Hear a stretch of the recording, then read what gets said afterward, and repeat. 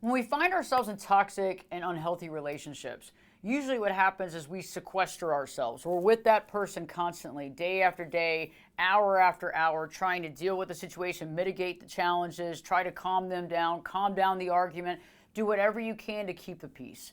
And in that process, you just don't have a lot of bandwidth to do anything else, to do the projects you want to do, to hang out with people you want to see. You just don't have that time anymore. And so you get into that relationship and it becomes more and more toxic because that person's taking up more and more and more of your time.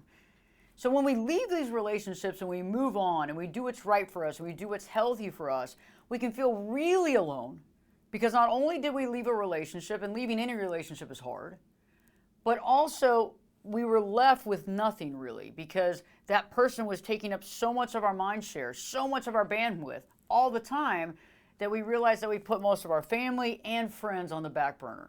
So what's one thing that we can do, one action we can begin to take to feel less lonely after leaving this relationship? First of all, I want to commend you for leaving that relationship and doing what's right for you. And that can be really challenging. Doing what's healthy for you can be really hard. And sometimes people don't realize how difficult it really is. And I totally understand it because those are hard relationships to overcome. So the thing that I believe that is really right for you at this point is to really think about it. Who are the friends that you really need to reach out to that you haven't spent time with that are really caring and loving and there for you? And think about that. Write up a list of the people that you want to communicate with.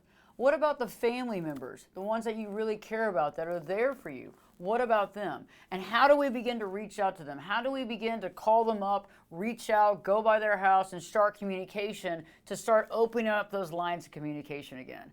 Because when we have this, we actually start feeling what? Less alone.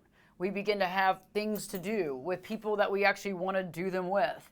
And the greatest thing is that we can begin to explore those relationships again. And one of my pieces of advice that I think is very important is to explain to these folks, even if they might not need the explanation, but to let them know, I did my best. I was trying to keep things together. I was trying to keep things steady. I just didn't have the bandwidth. I wanted to, but I didn't have the time. But also any time that I did try to go out or do something with you, I was told that I was being bad. I got into a lot of trouble for it, and it was a lot of pain. And so eventually I just shut down and tried my best to try to keep this relationship. But now I'm out of it. I'm working on giving myself grace, and I want to reach back out, and hopefully we can spend time together.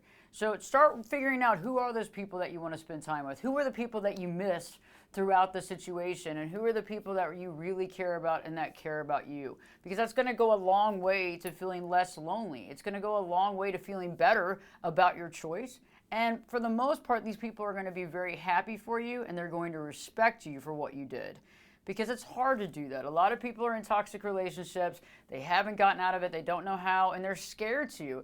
And you definitely have done something. You've triumphed over this, and now it's time to bring in your friends and family, people you care about, and people that care about you, spending time and doing things that you wanted to do that you couldn't do before.